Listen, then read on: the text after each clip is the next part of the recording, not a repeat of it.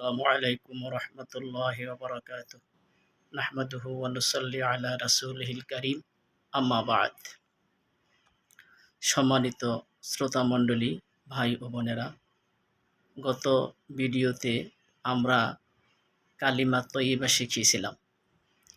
আমার ভিডিওটি দেখে অনেকে বলেছেন আবার কালিমাতুশ শাহাদা বা কালিমায়ে শাহাদা এর অর্থ সহকারে ভিডিওটি বানানোর জন্য।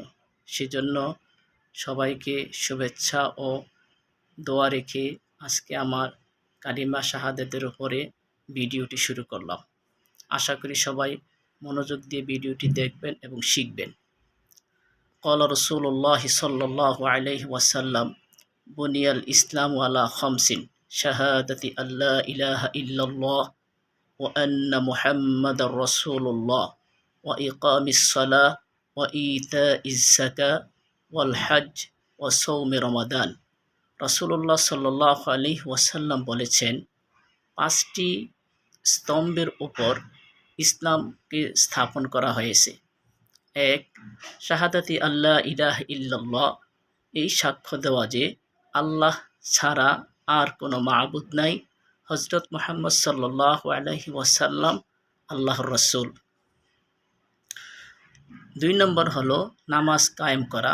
3 নম্বর হলো রমজান মাসে রোজা রাখা। 4 নম্বর হলো হজ করা। 5 নম্বর হলো যাকাত দেওয়া। এখন আমরা বুনিয়াল ইসলামি আলা খামসিন, শাহাদাতি আল্লা ইলাহা ইল্লাল্লাহ ওয়া আন্না মুহাম্মাদুর রাসূলুল্লাহ, আমরা আল্লাহর উপর ঈমান এনেছি, আমরা ঈমানদার হয়ে গেছি। এখন আমরা ঈমানের যে দায়িত্ব, সেই দায়িত্ব অনুযায়ী আমরা জীবনযাপন করব ইনশাআল্লাহ। এখন আমরা এই কালিমা তয়্যিবা শিখেছি, আজকে আমরা শিখব কালিমা শাহাদা। সবাই আমার সাথে পড়েন, আশহাদু আল্লা ইলাহা ইল্লাল্লাহু ওয়া আশহাদু আন্না মুহাম্মাদান আবদুহু ওয়া রাসূলুহু। আমি সাক্ষ্য দিতেছি যে আল্লাহ তাআলা ব্যতীত ইবাদতের উপযুক্ত আর কোনো মাবুদ নাই।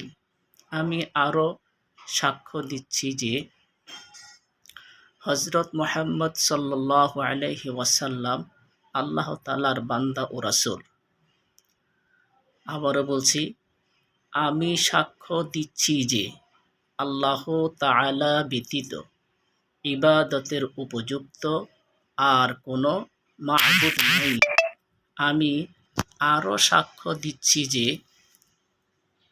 হযরত মুহাম্মদ মুস্তাফা সাল্লাল্লাহু আলাইহি ওয়াসাল্লাম আল্লাহ তাআলার বান্দা এবং রাসূল। সম্মানিত ভাই বোনেরা, আমরা কত সময় কত কিছু এদিক সেদিকে দেখি, যেটা প্রয়োজন নাই সেই ভিডিও আমরা দেখি। কিন্তু আমি আশা করি এই ভিডিওটিগুলো যে আপনি দেখেন, ছোট্ট বিষয় কিন্তু এর ফজিলত এবং গুরুত্ব অনেক বেশি। হযরত মূসা আলাইহিস সালাতু ওয়াস সালাম আল্লাহ তাআলার কাছে জানতে চাইলেন, আল্লাহ তুমি আমাকে কিছু আমল দাও, আমি আমল করতে চাই, তুমি আমাকে আমল শিক্ষা দাও। আল্লাহ রব্বুল আলামিন হযরত মূসা আলাইহিস সালাতু ওয়াস সালামকে বললেন, হে মূসা, তুমি বেশি বেশি পড়ো লা ইলাহা ইল্লাল্লাহু, লা ইলাহা ইল্লাল্লাহ। মূসা আলাইহিস সালাম বলেন, ইয়া বারি আলাহি, এই জিকির তো, এই আমল তো সবাই করে। তখন আল্লাহ তাআলা মূসা আলাইহিস সালাতু ওয়াস সালামকে উদ্দেশ্য করে বললেন, হে মূসা, তুমি কি জানো এই কালিমার ওজন কি? এই কালিমার কতটুকু গুরুত্ব, কতটুকু ওজন?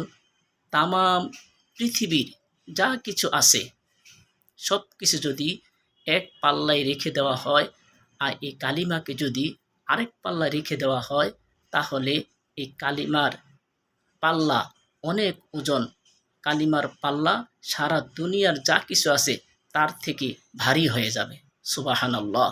তাহলে আমরা একটু ব্রেন স্টর্মিং করি, আমরা একটু বুদ্ধি খাটাই যে একটা পাল্লার মধ্যে সৌরজগৎ, গ্রহ, নক্ষত্র, পাহাড়, পর্বত যত কিছু আছে সব কিছুতে এক পাল্লা রাখা হয়, তার চেয়েও বেশি ওজন হয়ে যাবে কালিমার পাল্লা।